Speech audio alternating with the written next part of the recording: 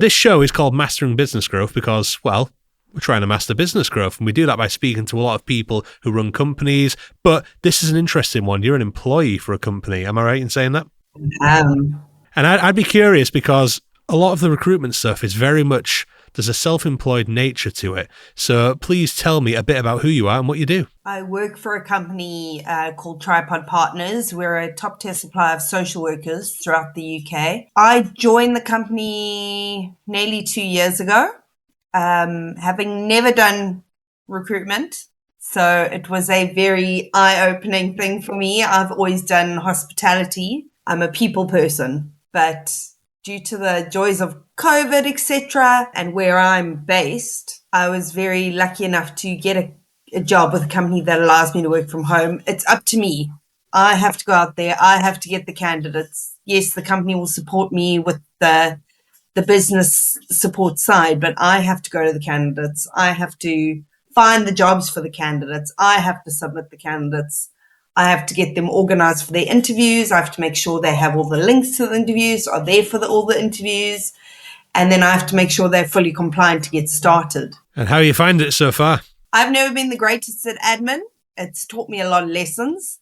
It's also really hard. I'm in an industry where there's about 300 of me doing the same thing. I enjoy the side of it where I'm working with people who have important jobs. And when I get them placed and they're happy in their jobs, then I'm happy. I got you. And what sort of companies are you supplying contractors to? Local authorities. Local authorities, and how's that?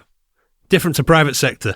It is different. I do have 1 or 2 jobs that come up, sort of independent fostering agencies, things like that. But majority of it is local authorities. Again, it's a lot of administration behind it because because it's a local authority, it all has to be completely compliant. Everything has to be up to date. They have to have the right to work. They now have just brought in with the new DFE ruling, they have to have 3 years permanent with a local authority before they can go locum. See, I do locum and perm, but my main focus has been locum until now. And this is throwing a spanner in the works. So a lot of locums who have gone straight to locum from sort of graduating now have to go back and do 3 years permanent somewhere or gather 3 years of permanent work over a space and time. So there's a big spanner in the works at the moment. Why recruitment then? What made you decide to do that? Is it purely for the lifestyle? Are you working at home? I am working at home majority of the time. I do go into the office. The great thing is I'm only about an hour train ride from London. So if I need to go into the office, I can. But also I had a friend doing it. And when I moved over here with a little girl, she was 18 months when we arrived, I couldn't do hospitality because that takes you away from home, the hours you need to be at home with the child. So I spoke to my friend who was doing this. He sold it to me and it's a hard job. It's probably one of the hardest jobs I've ever done. And I used to be a live-in care worker. Why? What's so hard about it? Is it just the fast pace of the industry? The fast pace of the industry, the fact that it's cutthroat. As I said, there's like 300 of me doing the same thing. So it's a cutthroat industry. And I'm nice. I like to think of myself as nice. I like to take time with people. It's a very wham bam, thank you ma'am industry. And I'm very build relationships and that kind of thing. I got you. Well, that actually leads me to ask, what are some of the biggest challenges you face in recruitment as an employee?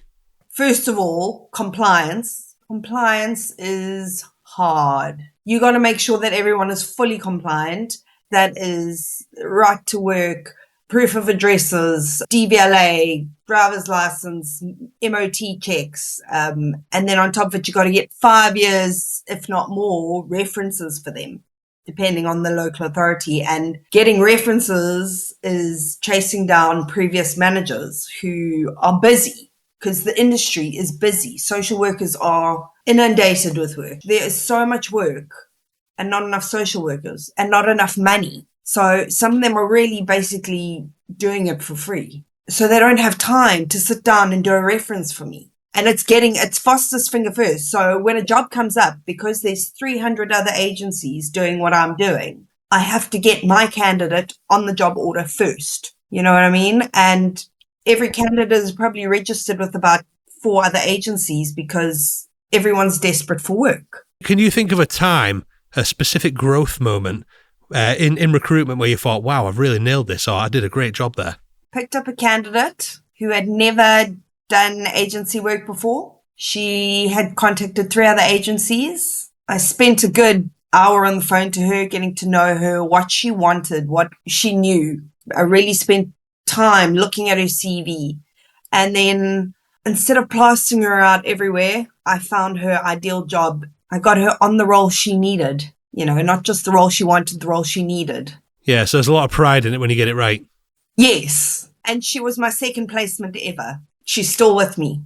I've moved her to various jobs as her roles come to an end or if she needs to move. And I've moved her and she stayed with me. So I think I've really nailed it when I've managed to capture loyalty, because it's difficult in an industry where people are so hungry for work. Sometimes they can't afford to stay loyal to one person.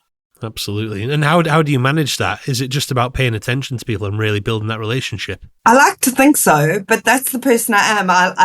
I'm a relationship person. I'm a people's person. I want to know if you've got a dog, I want to know how your puppy's doing. I want to know if you've got kids, how old are they? What do they do? So that I can remember to say things like, oh, enjoy your weekend off with your kid's birthday. Like, I like to have that kind of relationship because, I will take the time and put the effort into looking after you. So something I like to touch on is business development. Specifically, how do you go about finding the right candidates? You mentioned you have to go out there and find your own. What kind of methods are you using? I like referrals. So I like talking to my current candidates. Do they know anyone? Because they know people. It's very hands-on. They know how people work. I mean, obviously, we have to do things like look on all the job boards, read CV Library, Community Care. The job boards, we advertise. So I put an advert out. I put one out a day. I'm on LinkedIn. I chat to people on LinkedIn. I like to converse with people. That's how I find the right candidate. I got you. And is it the same thing with finding the end clients? No, luckily, because we are a top tier supplier, the jobs get put out and are sent to us. So now, any given time, you can tell me in a local authority or area you want to work. I can go straight onto their backlog, their job board, their vendor, and find out what's open to submit you to. I can do it while I'm on the phone to you. That's the nice thing. We've got a wonderful system we've built where as the jobs come in, I can look it up straight away. I got you. That must take the pressure off a little bit then. It does. It does. The company is really, really, the company I work for is fantastic in their support because they go out of their way to make things easier for us. And can you think of a particular lesson you've learned or a mistake that's really taught you something to help you in your career? I spent 2 months solid on the phone every day to a single candidate who had negative references. I got her a job. On the bus to the job, she got a phone call from another agency offering her another job, which she took. And I learned my lesson in don't just pick up people because people are looking for work. Do you know, the last podcast we shot, we were talking about qualifying people properly and making sure that people aren't going to do that to you. Do you have any methods now, after learning the hard way, to make sure that people are going to stick with it and not drop you in it? First and foremost, I check their CV. If they're job hoppers, I can't. 3 months here, 3 months there, 3 months here, 3 months there. It's not going to help me. References. I try to get them registered so I can do their referencing before I get them a job. To have their references already on hand, they can just walk into a job, as opposed to me getting them a job and then trying to get all the compliance in. References do tell you a lot about people. It's really hard because people can sell themselves. Some people have the gift of the gab. Yeah, very true. And speaking of which, how do you deal with it? Because obviously, most industries are brutal. Recruitment is particularly hard, the more people I speak to. How do you actually deal with those things? When you get a crushing blow like that? I have a cry and I move on. You give yourself time to grieve and then you move on. I do. You have to. Not everyone has to. Not everyone's as emotional as me. But yeah, I just have to suck it up. I have a cup of tea. I love my cup of tea. I have about 10 cups a day. So I have a cup of tea. I have a cry, maybe a cigarette. The great thing about being at home is I swear blue murder for about 10 minutes straight. I lean on my husband for support. He also works from home, so I can just run upstairs to him, to his office, and just say, oh, I'm having a bad day. This one just let me down and I'm desperate. But has it taught you anything about resilience and just sticking in there? Yeah, if you aren't resilient, you're never going to grow. For every person I've placed, I've lost someone. I've had to accept that is the industry I'm in. And what are your personal goals with this career? Well, obviously I'm a consultant. I'd like to become a principal consultant. I'd like to grow my book. Right now I'm sitting at 12. I'd like to grow. Gosh, I'd love to be in the hundreds, but I know that takes time. My colleague is well over 100 and he's been doing it for well over 10 years.